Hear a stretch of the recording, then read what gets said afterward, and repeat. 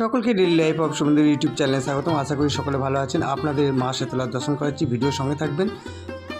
আমি সাইকেল করেই গেছিলাম, মন্দিরটা খুবই কাছে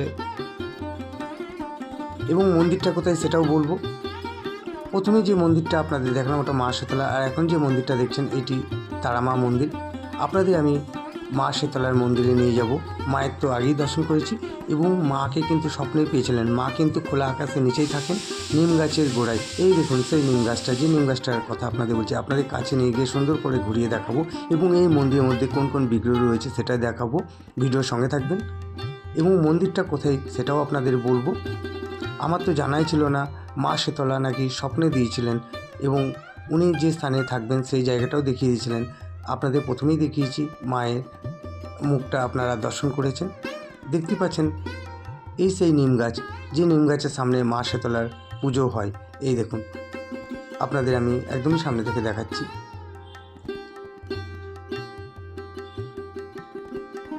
এই মন্দিরটা কৃষ্ণনগর শহরে এবং এই মন্দিরে দুদিক দিয়ে যাওয়া যায়। আপনাদের পুরোটাই বলবো, ভিডিওর সঙ্গে থাকবেন। আপনাদের আগে আমি মন্দিরটা ঘুরিয়ে দেখাই। আপনারা মা শীতলার দর্শন করছেন, খুবই জাগ্রত। মা স্বপ্নে আদেশ দিয়ে এই পুজো শুরু হয়েছিল। যে স্বপ্নের কথা বললাম, পাড়ারই একজনাকে স্বপ্ন দিয়েছিলেন মা, বলেছিল এই স্থানে আমাকে পুজো করবে। এই দেখুন একদমই নিম গাছে গোড়ায় এবং ওপরে টিনের সেট দেওয়া হয়েছে। আগে টিনের সেট দেওয়া ছিল না, মা খোলা আকাশের নিচেতেই থাকতো। চলুন ভেতরে যাই। ঢুকেই তুলসী মন্দির আপনাদের দর্শন করাচ্ছি। এই দেখুন নিম গাছটা খুবই পুরনো। এই মন্দিরে মা কালী রয়েছেন, দেবাদিদেব মহাদেব রয়েছেন, পাশে রাধা গোবিন্দ রয়েছেন। আপনাদের আমি সুন্দর করে দর্শন করাবো, ভিডিওর সঙ্গে থাকবেন। এই দেখুন লেখাই রয়েছে এবং কত সালে এই মন্দিরটা প্রতিষ্ঠিত সেটাও লেখা রয়েছে। আপনাদের খুব কাছে গিয়ে আপনাদের মায়ের দর্শন করাবো। এই মন্দিরটি কৃষ্ণনগর, আগেই বলেছি আপনাদের, কৃষ্ণনগর নগেন্দ্রনগরের নিমতলা বারোয়ারি এবং এই বারোয়ারিতে খুব সুন্দর অষ্টম প্রহরও হয়। পাশে রাধা গোবিন্দ রয়েছেন, গৌর নিতাই রয়েছেন। আপনাদের মায়ের দর্শন করাচ্ছি। আপনাদের রাধা গোবিন্দর কথা বলেছিলাম, এই দেখুন একদমই পাশে রাধা গোবিন্দ রয়েছেন।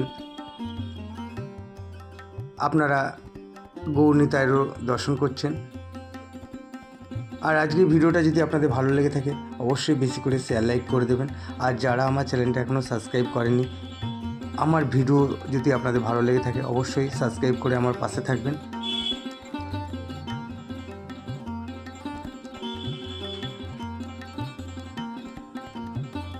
এই মন্দিরে আপনারা কিভাবে যাবেন, কৃষ্ণনগর শহরের জজকোট আছে, জজকোটের মোড়ে আপনারা বাসে করে নামবেন। যে কোনো টোটোওয়ালাকে বলবেন যে নিমতলা কালীবাড়ি যাব, নগেন্দ্রনগর, আপনাদের নিয়ে যাবে, কোনো অসুবিধা হবে না। আপনাদের দেবাদিদেব মহাদেবের দর্শন করাচ্ছি, ভিডিওর সঙ্গে থাকবেন। আপনাদের মন্দিরটা সুন্দর করে ঘুরিয়ে আমি দেখাচ্ছি।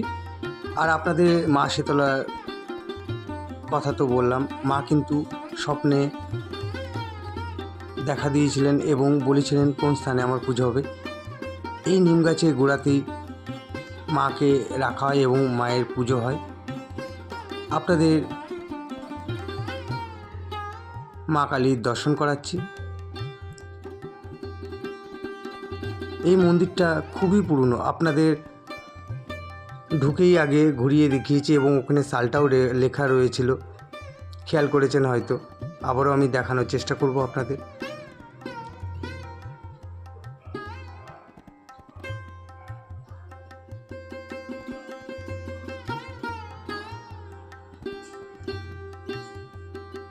দু 2026-এ আমি শুভেন্দু, আমি সবসময় চেষ্টা করি আপনাদের মন্দির এবং বিগ্রহ দর্শন করানোর। কিছুদিন ধরে আমি কোনো ভিডিও আপলোড করতে পারছি না। আমি লাইভের মাধ্যমে আপনাদের কৃষ্ণনগর শহরে গৌরিয়া মঠে রাধা গোবিন্দ মহাপ্রভুর সন্ধ্যা আরতির দর্শন করাই। 6:30 7:30 আমি লাইভের মাধ্যমে সন্ধ্যা আরতি নিজেও দর্শন করি, আপনাদেরও দর্শন করানোর চেষ্টা করি। আর আমার লাইভে আসবার জন্য সকলকে অসংখ্য ধন্যবাদ জানাই। আপনাদের আমি কৃষ্ণনগর শহরের নগেন্দ্রনগর নিমতলা বারোয়ারির রাধা গোবিন্দ, মা কালী, মা শেতলার দর্শন করাচ্ছি। আজকে এই ভিডিও আপনাদের কেমন লাগলো অবশ্যই কমেন্ট করতে ভুলবেন না। আর ভিডিওটা যদি আপনাদের ভালো লেগে থাকে বেশি করে শেয়ার লাইক তো আছে। আর যারা আমার চ্যানেলটা এখনও সাবস্ক্রাইব করেনি অবশ্যই আমার ভিডিও যদি আপনাদের ভালো লেগে থাকে সাবস্ক্রাইব করে আমার পাশে থাকবেন। আপনাদের মা কালী, রাধা গোবিন্দ, মা শেতলার দর্শন করালাম। মা শেতলা খুবই জাগ্রত এবং যে নিম গাছটি আপনাদের দেখালাম সেই নিম গাছের সামনে মায়ের আসন করা, সেই আসনে মায়ের পুজো হয়। আপনাদের আমি মন্দিরটা ঘুরিয়ে মায়ের দর্শন করিয়ে আমার ভিডিওটা শেষ করব। এই মন্দির কিন্তু খুবই পুরনো, এর আগেও বলেছি আবারও বললাম, পারলে অবশ্যই আপনারা একবার দর্শন করে আসবেন। এই মন্দিরে অষ্টম প্রহরও খুব সুন্দর হয়, এর আগেও বলেছি আপনাদের। অষ্টম প্রহরের সময় আমি একবার যাওয়ার চেষ্টা করব। এই দেখুন নিম গাছটি খুবই পুরনো, এখন এই স্থানে টিনের শেড দেওয়া হয়েছে যাতে দর্শনার্থীদের কোনো কষ্ট না হয়। প্রচণ্ড রোদ এবং ঝড় বৃষ্টির একটা ব্যাপার থাকেই। আপনাদের মা শেতলার দর্শন করাচ্ছি, যে মা শেতলার কথা আপনাদের বলেছিলাম। মা সকলের ভালো করুক, মঙ্গল করুক, মায়ের কাছে এটাই প্রার্থনা। সকলে ভালো থাকবেন, সুস্থ থাকবেন, আবারও দেখা হবে।